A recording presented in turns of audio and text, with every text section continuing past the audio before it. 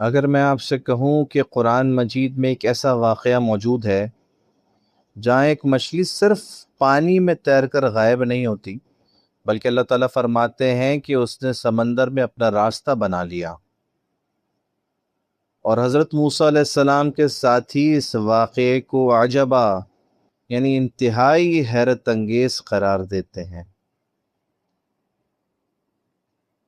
آخر اس دن مجمع البحرین یعنی دو سمندروں کے ملنے کی جگہ پر ایسا کیا ہوا تھا، اور کیوں حضرت موسیٰ علیہ السلام کو یہیں اللہ کے خاص بندے سے ملنا تھا؟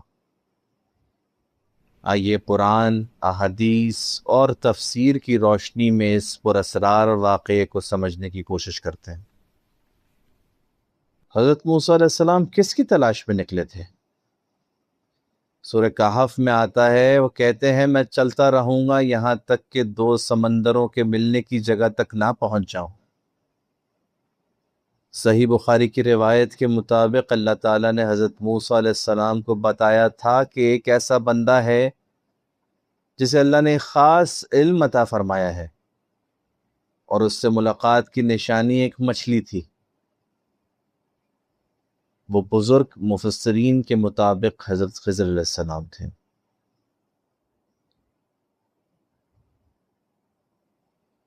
سفر کے دوران وہ مچھلی جو کھانے کے لیے ساتھ رکھی گئی تھی اچانک زندہ ہو گئی۔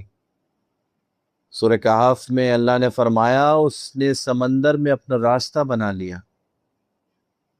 پھر حضرت یوشع بن نون نے عرض کیا اس نے انتہائی عجیب طریقے سے اپنا راستہ بنا لیا۔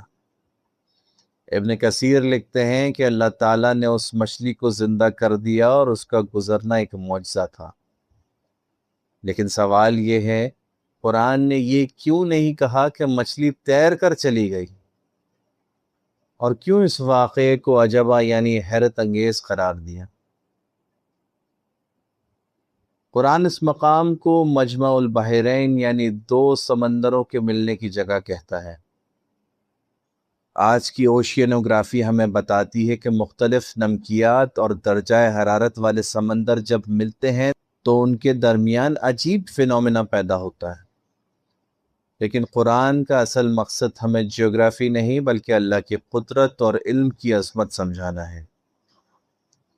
اسی مقام پر حضرت موسیٰ علیہ السلام کی ملاقات حضرت خضر علیہ السلام سے ہوئی، اور یہیں سے ایک ایسا سفر شروع ہوا جس نے ہمیں یہ سکھایا کہ انسان کا علم کتنا محدود ہے۔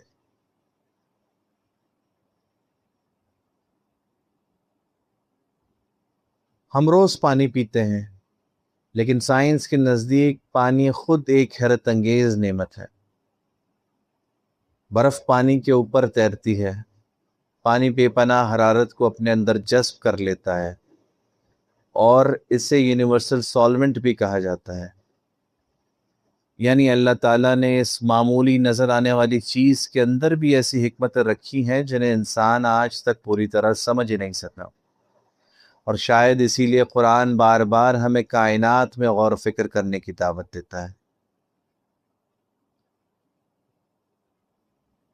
صحیح بخاری کی روایت کے مطابق حضرت خضر علیہ السلام نے فرمایا، میرا اور تمہارا علم اللہ کے علم کے مقابلے میں اس قطرے کی طرح ہے جو ایک پرندہ سمندر سے اپنی چونچ میں لیتا ہے۔ یعنی چاہے انسان کتنی بھی ترقی کر لے، اللہ کا علم اس سے کہیں زیادہ وسیع ہے، اور حضرت موسیٰ اور حضرت خضر علیہ السلام کا واقعہ ہمیں تواضع، صبر اور اللہ کے علم کی عظمت کا درس دیتا ہے۔ تو کیا اس مچھلی کا واقعہ صرف ایک معجزہ تھا، یا اللہ تعالیٰ نے اس میں ایسی حکمتیں چھپا رکھی ہیں جن تک انسانی سائنس ابھی پہنچ ہی نہیں پائی؟ اس کا حقیقی علم اللہ ہی بہتر جانتا ہے، لیکن ایک بات یقینی ہے، قرآن مجید کا علم کامل ہے، اور ہماری سمجھ اور سائنس ابھی بھی اس کے سمندر کا ایک قطرہ بھر ہے۔ اللہ تعالیٰ فرماتے ہیں، اور تمہیں علم میں سے بہت کم دیا گیا ہے۔ لیکن ایک اور سوال ہے، کیا اس زمین پر واقعی ایسی جگہیں موجود ہیں جہاں آج بھی سائنس پوری طرح حیران ہے؟